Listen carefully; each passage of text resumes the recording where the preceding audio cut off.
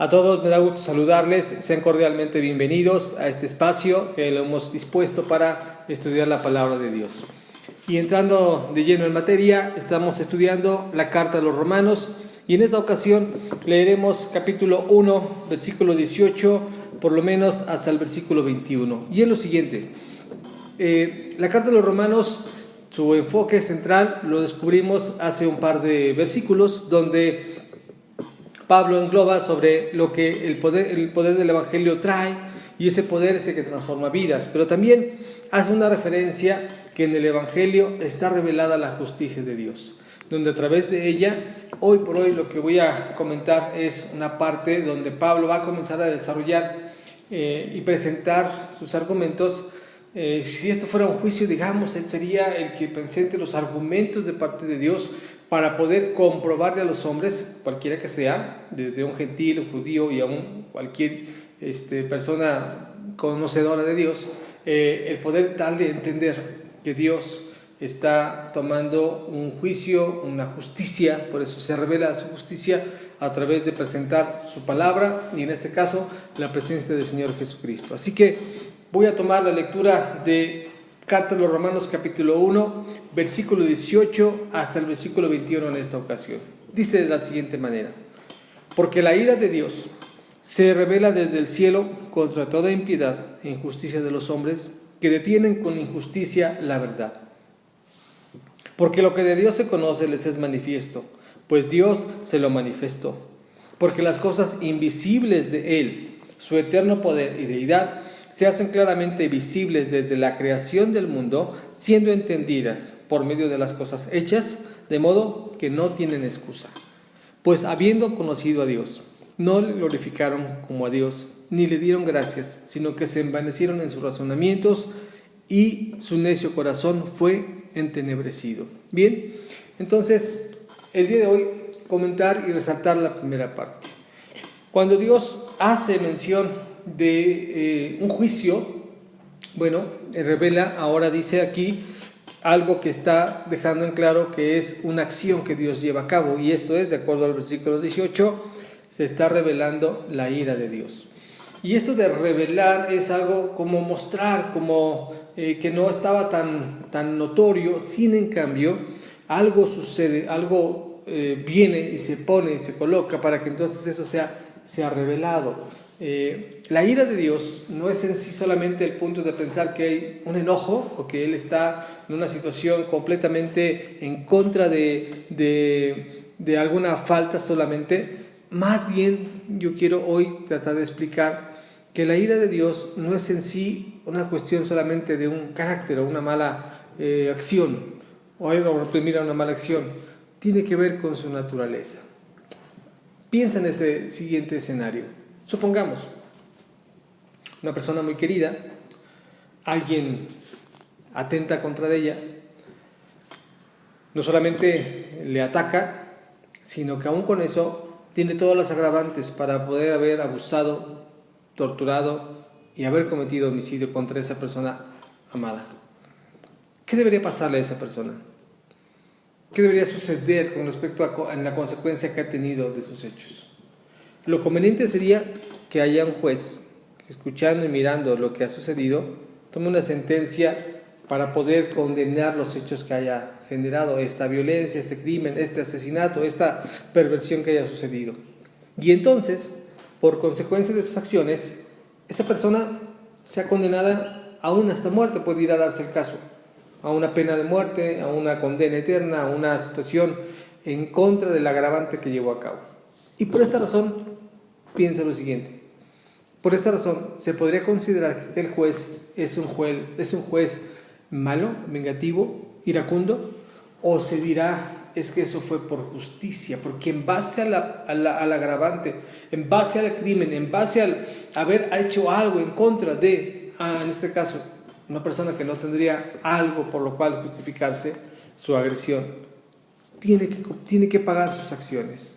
Bien, el hombre, nosotros, los seres humanos, hemos agraviado muchas de las cosas que Dios ha puesto, ha dado, y entonces la ira de Dios en cuanto a la causa que nosotros hemos generado solo es a consecuencia de la justicia que Él tiene.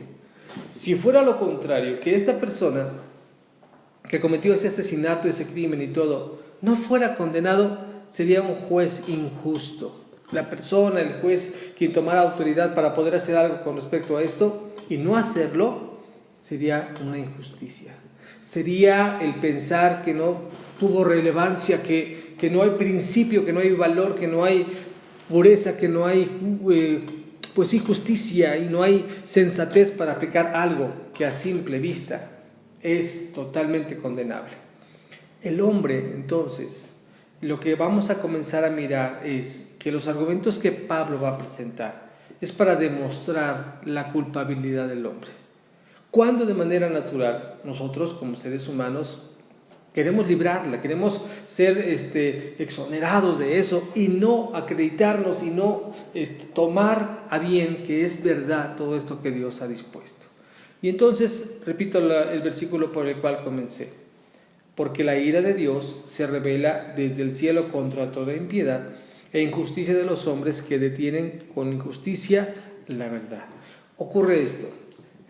Dios manda, por medio de ese juicio que tiene, de esa justicia que Él tiene, que el hombre pueda conocer sus mandatos. Dios lo revela y Dios está tomando juicio en todo esto y desde el cielo Él está tomando ese dominio, ese control, pero hay hombres, o nosotros los hombres, hemos querido detener esa verdad. Recientemente veía un documental, unas entrevistas que hacían a personas que podían declararse ateos como tal. Y este presentador les decía, bueno, ¿y tú por qué te denominas ateo? Y pues en eso de poder decir que el hombre tendría posibilidades de existir y las cosas que están creadas, pues en cuanto a teorías como la evolución o el Big Bang, sobre que la vida surge por la casualidad y todo, cuando el presentador pues da argumentos, pruebas fehacientes en realidad que nuestra vida no es por la casualidad, la perfección que hay en todo el cosmos tiene que ver que un creador generó todo esto y en consecuencia llega el momento en el cual encara esta porción hacia esa persona, hacia alguien que puede negar la existencia de Dios para decirle lo siguiente: ¿no será acaso que más bien estás negando la existencia de un Dios creador de todo esto? Porque finalmente este Dios creador de todo esto, al mirar lo que en vida como humanos hemos hecho con su creación, si nos vamos en corto con respecto a todo lo que ha entregado en dominio con el mundo, pero también en lo propio, para decir que al ser nosotros creados, querer omitir, negar y decir no existe este Dios, es porque también, si yo acepto que sí existe, entonces también tengo que aceptar que yo he faltado a lo que Él me ha dispuesto para bien. Porque finalmente el hombre, esta es una conclusión que ya estoy llegando yo a este punto, el hombre está más bien entregado al pecado que es grato, que es deseado, que es satisfactorio y que entonces preferible es negar que Dios está para no sentirnos ni condenados ni enjuiciados y obviamente no culpables de lo que estamos llevando a cabo. Y entonces es Pablo en esta porción cuando menciona sobre que esa ira de Dios se revela y está puesta para que el mundo la conozca, pero que hay hombres que detienen con injusticias, con falsos argumentos, la verdad que Dios ha dispuesto. Y por esta razón Pablo tiene que mostrar estos argumentos. Quiero recordarte que la carta de los Romanos es una carta con mucha doctrina, con muchos fundamentos bíblicos en base a la fe que tenemos en Dios en cuanto a Cristo. Y en base a esos principios doctrinales es necesario partir de este punto. El Evangelio trae salvación, pero es una salvación porque el hombre está perdido. Y el hombre necesita comprender esta naturaleza que nosotros tenemos, porque a veces llegamos a considerar que somos buenas personas, que ciertamente merecemos entrar al cielo. Y la pregunta sería, ¿y qué yo he hecho, qué has hecho tú de manera personal como para que Dios nos dejara entrar al cielo? ¿Qué tenemos en nosotros, en sí mismos, para que pudiéramos tener esa posibilidad de ser libres de toda culpa que el hombre ciertamente tiene y se acredita? Dios con su palabra, y Pablo en este caso, que es el escritor de Romanos, por medio del Espíritu Santo, lo va a ir llevando para que nosotros hoy podamos mirar exactamente esa situación. Primera parte, cuando dice en el versículo 19, porque lo que de Dios se conoce les es manifiesto, pues Dios se les manifestó, Dios les enseñó. No hay algún pretexto, y ahorita mencionaré la parte cómo es que Dios expresa, cómo es que manifiesta eso, pero no hay ninguna parte que el hombre pudiera tapar, ocultar o negar que no existe Dios. Por el contrario, creo que hay más pruebas para poder decir que sí existe Dios a aquellas que aún ateos, científicos o cualquier otra cosa más pudiera decir que Dios no existe. Pruebas fehacientes de que Dios no existe no las logran encontrar, más bien se encuentran mucho más para poder decir que sí, Dios sí existe. Y entonces Él se revela, Él da a conocer, Él se manifiesta, está en todo lo visible. Y ahorita menciona el versículo 20, cómo es que estas cosas que son invisibles de Él, se hacen palpables y se hacen visibles para que entonces el hombre reciba el testimonio de que existe Dios. Mira a continuación. Mira este versículo 20. Porque las cosas invisibles de Él, su eterno poder y deidad, se hacen claramente visibles desde la creación del mundo, siendo entendidas por medio de las cosas hechas, de modo que no tienen excusa. Así que, cualidades de Dios. Primeramente, a Dios no lo podemos ver, Dios es espíritu. Jesús, platicando con una mujer samaritana en el Evangelio de Juan, capítulo 4, del versículo 22-24, le dice: es que Dios es espíritu, no es posible verlo. Él está presente aquí, está presente ahí contigo, no lo podemos mirar. Todo lo invisible de Él es posible de manera visible verlo en la creación, en las flores, el aire, las estrellas, de manera macroscópica en cuanto al cosmos. Los científicos la ciencia no hace más que corroborar esa exactitud y toda esa grandeza de Dios. La astrología, los que han estudiado órbitas y todo esto, precisan. Si la Tierra tuviera un grado más o una distancia más en todo lo que hace su eje de traslación alrededor del Sol, cambiaría o extinguiría la vida de ese planeta. El acercamiento que tiene el Sol, la distancia que lleva con la Luna, toda esa precisión, la velocidad con la cual gira, todo eso hace que haya vida en ese planeta. De tal manera que si algo de esto cambiara, entrarían en choque, habría muerte, no habría vida en la Tierra. Y esto es el macrocosmos.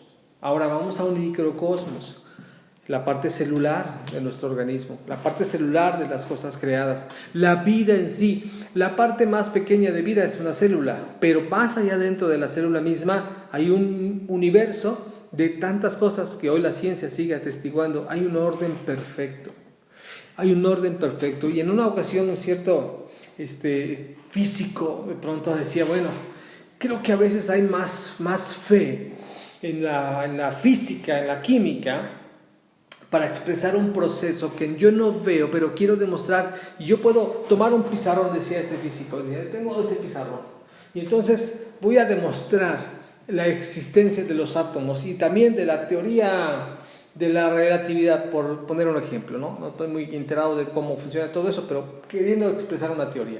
Y entonces dice: bueno, entonces yo explico que esto es así, y llena todo el pizarrón de esta cuestión de información.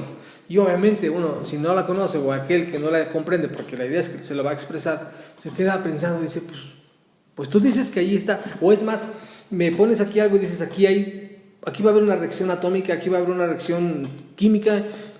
No lo veo.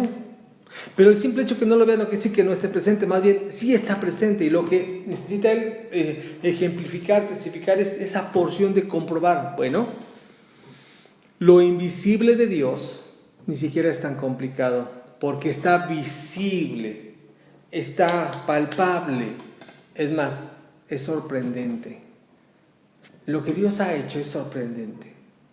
Y finalmente, cada físico, cada científico, químico, cada inventor, y esto lo puedes corroborar en la historia, al inicio pueden iniciar un esquema de investigación negando los atributos de Dios, pero cuando ya finalmente logran adentrarse a este universo de la ciencia, más de un científico puede decir y atestiguar, es que es imposible decir que no existe Dios cuando vemos esta perfección.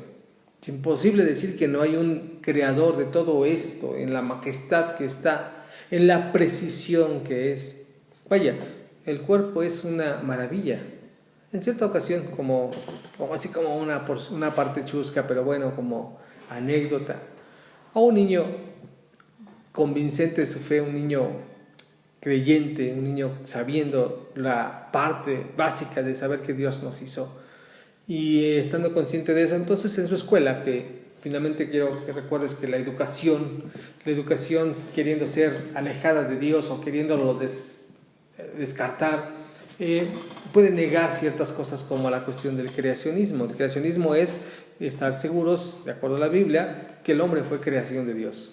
Pero la escuela o la cuestión alejada de ello, de Dios, quiere decir que no, el hombre fue por la evolución. Hay un cambio de una cuestión celular para decir que evolucionó y entonces hoy la especie humana somos la evolución de otras especies, ¿verdad?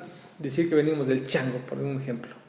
Entonces, este niño levantaba la mano cuando el maestro le decía, es que nosotros descendemos del chango. Y él decía, no, Dios nos hizo. Y él decía, no, es cierto, la teoría es que en un charco de agua se juntaron unas células, unas moléculas, hubo un cambio de temperatura, un cambio electrónico y ¡pum!, surgió la vida.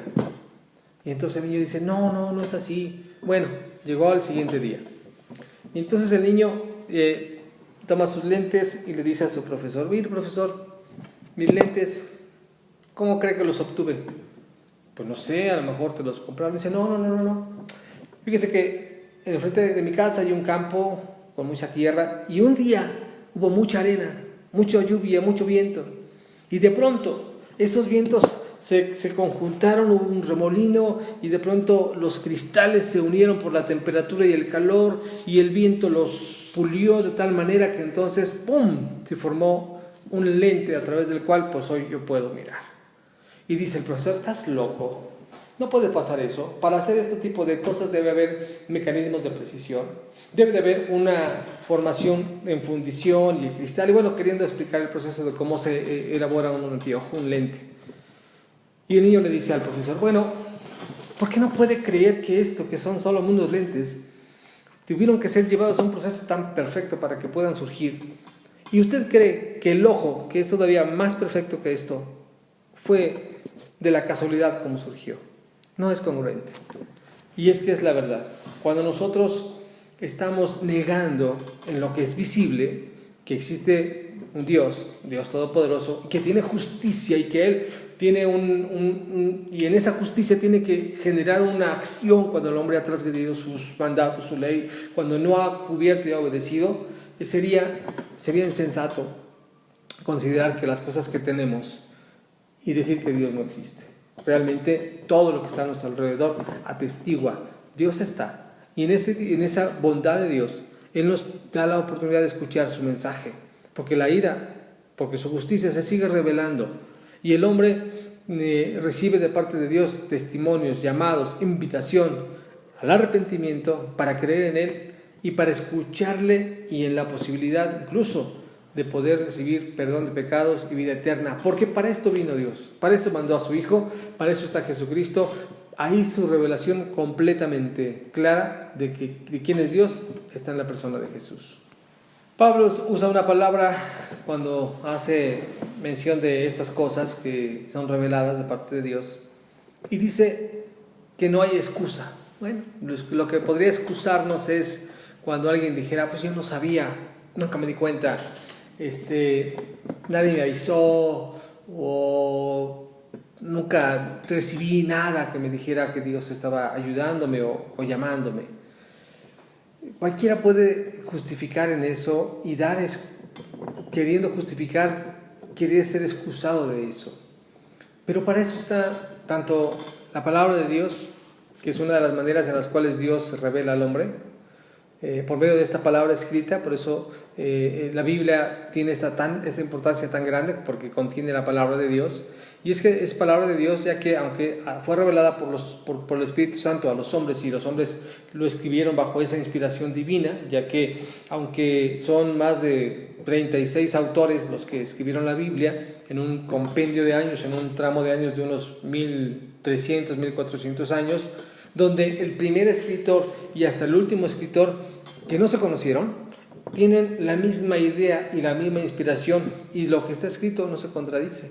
Y la idea de esto es que hay pruebas arqueológicas, hay pruebas en un canon, que es la manera en la que se puede cuadrar que estos son palabras de Dios, situaciones que hacen que acrediten o aún desacrediten aquellos libros que no deberían ser parte o no son parte de la Biblia, porque finalmente el mensaje central sigue siendo este: Dios se quiere revelar al hombre, y una de estas maneras es la palabra de Dios. En ella encontramos esa revelación, esa forma de poderlo conocer a Él.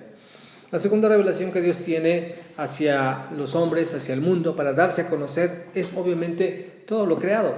Lo leímos donde Pablo menciona que lo invisible de Dios es visible en esto que tenemos. No hay excusa para decir que no. Quiere decir que cualquier persona en el mundo, donde quiera que estuviera, en lo más recóndito de un monte, en lo más oculto de una cueva, en las profundidades del agua, tal vez en cada lugar, hay una manifestación preciosa, gloriosa y hermosa de que hay un Creador. Si tú tienes posibilidad de buscar o mirar ahora con esto de la internet, cualquier programa que hable de cuestiones lejanas, ya sea por vegetación, por exploración, por inventos, te darás cuenta de verdad que hay tanta grandeza en lo creado, por cuanto Dios hizo las cosas, que no queda otra forma más que concluir: Dios está presente allí. Y la tercera manera en la cual Dios se ha revelado a los hombres, la dice la Biblia en en la carta a los Hebreos, capítulo 1, versículo 1, dice que en otros tiempos Dios se reveló a los hombres por medio de su palabra, que son los profetas, y Dios nos ha hablado de muchas maneras, incluidas ahora la creación, pero ahora en estos últimos tiempos, la manera en la cual Dios se ha dedicado a hablarnos es a través de la persona de Jesucristo. Y entonces es en Jesucristo donde Él quiere darse a conocer. Quiero que mires ahora el versículo 21, que es todo lo que leímos, y quiero que me acompañes a la conclusión que hoy quiero darte de este estudio. En el versículo 21 dice: pues habiendo conocido a Dios, no le glorificaron como a Dios, ni le dieron gracias, sino que se envanecieron en sus razonamientos, y su necio corazón fue entenebrecido. Cuando Jesucristo se presenta en este mundo, cuando Dios se revela en este mundo, y qué casual, dentro de las casualidades, qué casual que estamos ya en diciembre. El tiempo ha llegado y pues sí, el año está por terminar. Son circunstancias muy particulares, esta contingencia, esta pandemia, esta cuarentena que ya se extendió tanto, tantas personas que ya no están con nosotros, situaciones que nos vuelven a poner así como que en una especie de shock, porque otra vez a detenerse, porque hay muchos contagios y bueno, todo lo que alrededor es, pero es diciembre, llega fin de año y hoy por hoy no hay forma de ocultar que Jesucristo nació en la tierra, porque a nivel mundial diciembre es conocido por una época que es la época navideña. Jesús nació.